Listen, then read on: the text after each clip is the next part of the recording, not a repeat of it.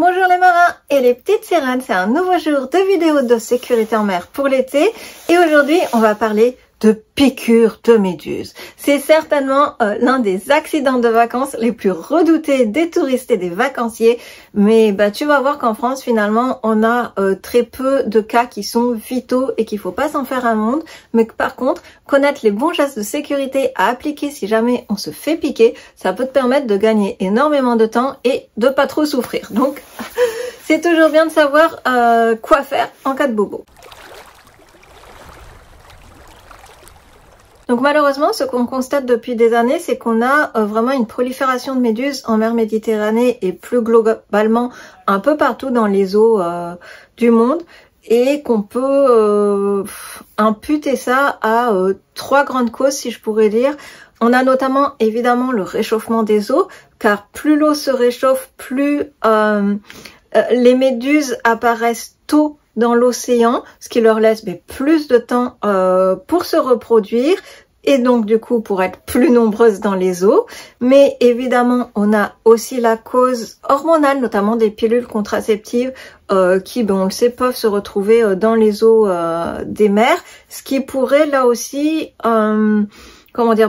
activer plutôt amener plutôt les méduses à leur maturité sexuelle ou créer des dérèglements hormonaux, des choses comme ça au niveau de leur évolution. Mais bien évidemment et surtout, la cause numéro 1 de la prolifération des méduses, c'est bien évidemment la surpêche. Pourquoi? Parce que par la surpêche, on a prélevé et détruit beaucoup trop et une part trop importante de keystone species, comment je pourrais te dire ça en français, d'espèces clés de voûte, de grands prédateurs qui vont venir se nourrir de méduses et qui vont notamment avoir un rôle de régulateur des populations animales au sein de l'océan même. Donc si on enlève ces grands prédateurs tels que certains poissons, mais aussi notamment tels que les tortues qui se nourrissent pas mal de méduses, et si ils ne sont plus là, évidemment les populations de méduses augmentent puisqu'il n'y a plus personne pour les manger. Ça, c'est simplement, si on peut dire, le cycle normal de la chaîne alimentaire et de l'autorégulation des espèces dans un milieu. Là, on parle des méduses, mais c'est propre à n'importe quel milieu. Si on enlève les espèces prédatrices, les espèces au-dessus de la chaîne alimentaire, forcément, toutes les espèces qui en découlent, qui sont en dessous et qui viennent nourrir les grosses espèces, vont proliférer de façon complètement incontrôlable. Donc ça, c'est notamment une des grandes causes de la prolifération des méduses. Qu'est-ce que je peux te dire maintenant à propos des méduses? Évidemment, ce qu'il faut savoir en termes d'épidémiologie, si je puis dire, c'est que le journal italien Le Repubblica estimait dans un article de juillet 2019 qu'environ 150 millions de personnes dans le monde sont touchées par des piqûres de méduses. C'est un chiffre assez conséquent, mais par contre, ces piqûres de méduses ne font que quelques centaines de morts par année. Et en Italie, on ne compte qu'un seul mort depuis plus de 10 ans. Donc ça reste assez rassurant et globalement, voilà. Tu mets pas ta vie en jeu quand tu vas être piqué par des méduses. Évidemment, ce qu'il faut savoir, c'est qu'on a différentes espèces de méduses et qu'on en a qui sont plus dangereuses que d'autres, mais globalement, les espèces qu'on a en France ne sont pas dangereuses. On va passer un mauvais moment, on va avoir mal, mais leur poison n'est pas vital, sauf évidemment en cas d'allergie. Si tu fais un choc anaphylactique, on va le voir plus tard, mais c'est un peu plus grave. En fait, ce qu'il faut savoir concernant les piqûres proprement dites de méduses et comment ça se passe, c'est qu'en fait, les méduses possèdent des petites cellules urticantes qui s'appellent les cnidocytes, qui sont en fait présents sur les tentacules de ces méduses. Ce sont des centaines de petits nématocystes. Ce qu'il faut savoir, c'est que la méduse est un animal qui est complètement aveugle. Elle n'a pas de système de vision comme les mammifères, par exemple, ou les poissons. Et du coup, en fait, quand un prédateur ou une proie pour qu'elle puisse se nourrir s'approche des tentacules de la méduse, elles vont naturellement envoyer les cellules urticantes, envoyer le poison dans la proie, soit pour pouvoir se nourrir, soit pour faire fuir le prédateur. Donc c'est totalement un geste réflexe. La méduse, elle distingue pas de savoir si tu es un humain qui lui vaut aucun mal et qu'il a juste frôlé par erreur ou une tortue qui va la bouffer par exemple. Donc il faut savoir que c'est totalement réflexe et qu'on peut pas empêcher ça. Si tu frôles la méduse, le poison va partir, si je puis dire.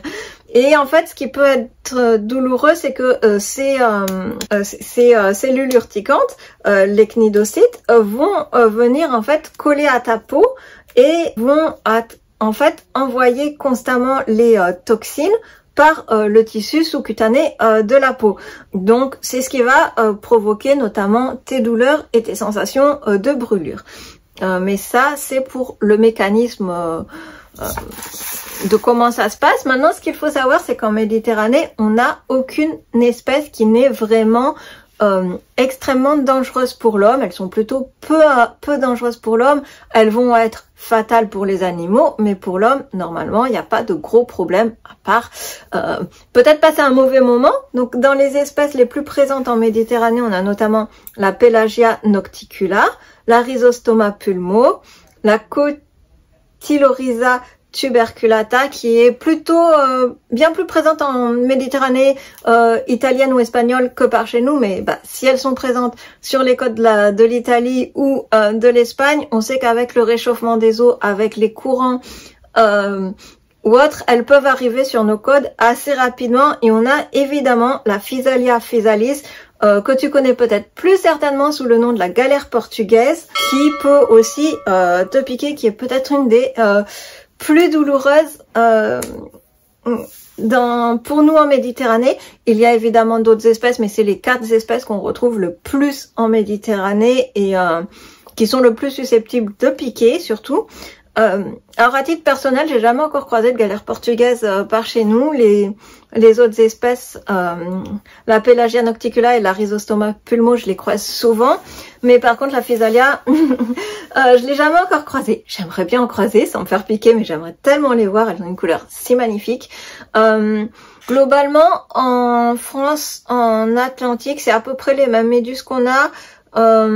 En mer du Nord, on va peut-être trouver aussi quelque chose comme la Cinea capillata, mais voilà, il n'y a pas de grosse différence. Maintenant, je t'invite, comme toujours, quand tu arrives à la plage, à te renseigner auprès de la cabane des maîtres nageurs qui va te dire s'il y a des espèces présentes en ce moment et leur danger. Et surtout, si tu es un vacancier, je t'invite à te renseigner avant sur les espèces dangereuses que tu pourrais croiser au cours de tes vacances. Ça te permettra de mieux reconnaître les méduses et de faire attention, d'être plus attentif. Donc maintenant, qu'est-ce qu'il faut savoir si tu te fais piquer? Donc en Méditerranée, comme je te le disais, tu as le plus de chances de te faire piquer par la Pelagia nocticula ou la Physalia physalis si tu es en Espagne ou en Italie, mais peut-être même par ici, et la Cinea capillata en mer du Nord.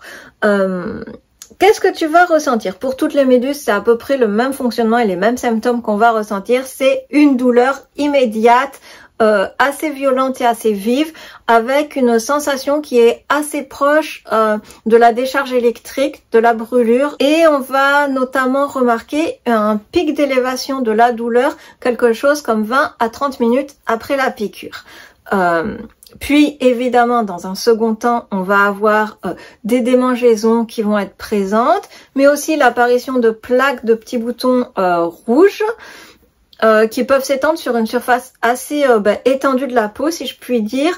Et on va aussi remarquer des espèces de callosité, d'épaississement de la peau, là aussi à l'endroit où tu as été brûlé. Donc voilà pour le schéma à peu près classique pour les brûlures de méduses. Donc la première chose à faire si on a été piqué par une méduse, et notamment si on est dans l'eau, si on est en train de nager au large, on ne panique pas. On ne s'agite pas dans tous les sens, on ne panique pas et on va sortir de l'eau calmement, revenir sur le bord en faisant attention évidemment à ne pas être entouré de méduses qui pourraient justement occasionner des piqûres multiples un peu partout sur le corps. C'est en ça qu'on dit de ne pas paniquer.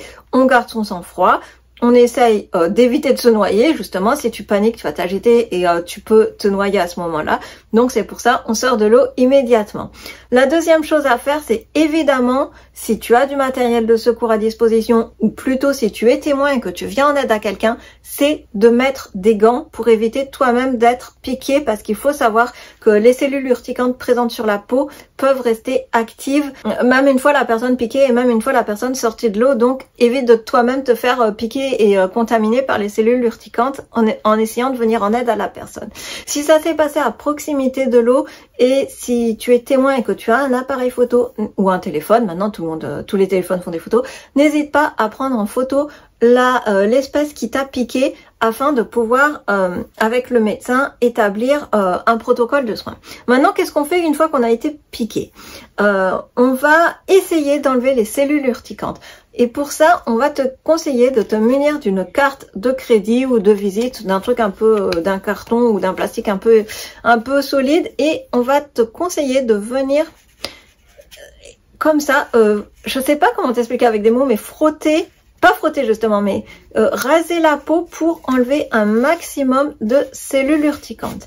Ce que tu peux faire aussi, si tu n'as pas de carte ou si tu vois que ça ne marche pas et que tu n'as pas réussi à tout enlever, c'est prendre du sable humide, l'étaler sur la peau et ensuite repasser un coup de grattoir pour essayer d'enlever les cellules urticantes. Évidemment, on évite de frotter, de frictionner la plaie dans tous les sens, justement parce que là encore, ça peut diffuser la toxine plus vite dans le sang de façon sous-cutanée avec le frottement et ça peut causer des douleurs bien plus importantes et justement diffuser la toxine et le poison dans le sang bien plus rapidement et donc atteindre là encore, les organes vitaux, entre guillemets, même si c'est un neurotoxique très peu dangereux pour l'homme, voilà, tu vas peut-être passer un plus mauvais moment. C'est aussi important en cas de personnes qui souffriraient d'allergie au venin de la méduse, voilà, de pas accélérer le processus de diffusion dans le sang parce que là encore, ça peut toucher les organes vitaux plus rapidement et la personne peut faire une réaction allergique bien plus importante. Là encore, donc on évite, voilà, de frictionner la plaie. Par contre, une fois qu'on a enlevé ces filaments, ce qu'on peut faire, c'est rincer à l'eau salée ou à l'eau chaude.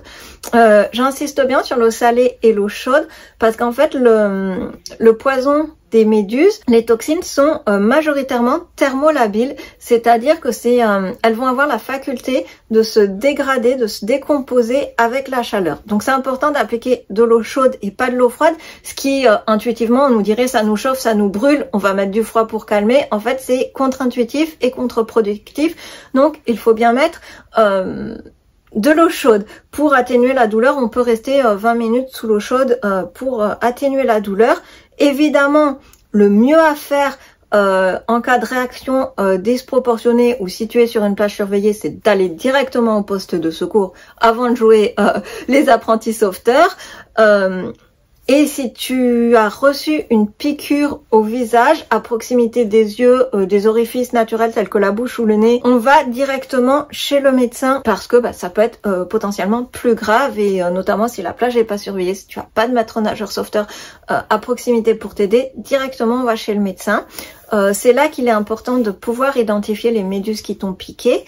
Parce que tu peux être amené à avoir besoin de traitements spécifiques. Si tu n'as pas plus de douleur que ça, normalement, les douleurs, elles vont s'estomper avec le temps. Comme je te disais, le pic de douleur est environ à 20 à 30 minutes après la piqûre, mais après, ça va décroître normalement, naturellement, si je puis dire. Mais si tu as une vive douleur, tu peux aller en pharmacie. En bord de mer, ils sont souvent habitués à gérer les bobos de méduse, donc ils te conseilleront les crèmes antihistaminiques ou à base de lidocaïne pour anesthésier la douleur, les plus adaptées. Mais là encore, si tu peux leur décrire l'espèce qui t'a piqué, si tu as une photo c'est mieux, mais si tu as pris au moins des images visuelles, si je puis dire, est-ce que c'était une grosse méduse, est-ce qu'elle avait un gros chapeau, est-ce qu'elle avait sur son chapeau un dessin en forme un peu d'étoile ou comme une zébrure, est-ce qu'elle avait des longs filaments, est-ce qu'elle avait des petites tentacules, de quelle couleur elle était, sa forme, est-ce qu'elle était ronde ou est-ce qu'elle était un peu dans une espèce de forme comme un gyoza avec une espèce d'ailette sur le dos, voilà. Toutes ces choses-là, c'est des aides visuelles qui vont pouvoir permettre aux pharmaciens de te donner, entre guillemets, les traitements adaptés, mais grosso modo, tu n'as pas besoin d'aller au centre antipoison tout de suite. Encore une fois, je te rappelle que je te parle de la démarche à tenir en cas de piqûre de méduse en France. Si tu es dans des eaux tropicales, ou même dans des eaux plus au nord, c'est certainement pas les mêmes espèces et peut-être que tu es avec des espèces bien plus toxiques. Je pense notamment à des régions comme l'Australie ou l'Inde, voire certaines régions pacifiques qui ont des méduses bien plus dangereuses comme la Chironex fleckeri. Là évidemment ça sera pas la même démarche à tenir et je te conseille de te renseigner dans ta région sur quelle est la meilleure chose à faire. Maintenant, une chose sur laquelle j'aimerais attirer ton attention, c'est qu'en fait le plus gros danger en cas de piqûre de méduse, c'est le choc anaphylactique, c'est la réaction allergique. Et en fait ce qu'il faut savoir, c'est que plus on a été piqué par des méduses au cours de sa vie, plus on a de chances de faire un choc anaphylactique.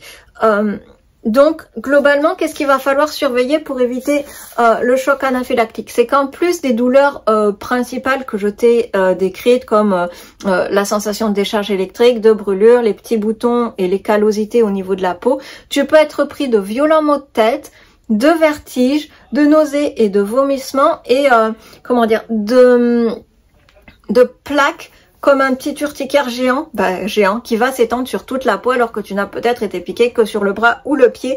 Donc évidemment, dans ces cas-là, on n'attend pas, on se rend immédiatement chez le médecin. À plus forte raison, si on a du mal à respirer, une sensation d'étouffement, de la difficulté à gonfler ses poumons, tout ça, on le garde en tête. Et même si on a vu quelqu'un au poste de secours, la réaction allergique, elle peut être soit immédiate, soit à effet retard. Donc, tu peux avoir vu quelqu'un qui s'est très bien occupé de toi au centre de secours. Peut-être qu'une ou 2 heures après, tu vas péter une réaction allergique. On ne sait pas trop pourquoi. Donc, il faut toujours rester attentif aux signaux qui suivent et pas minimiser, pas dire oh c'est juste le contre-coup, la peur ou autre. En cas de ces symptômes-là, on va chez le médecin. Ça peut aussi être une modification du rythme cardiaque, soit une tachycardie, soit au contraire un rythme cardiaque qui peut devenir tout d'un coup très lent, une chute de tension brutale, ou au contraire une tension qui se met à s'élever très rapidement de façon anormale.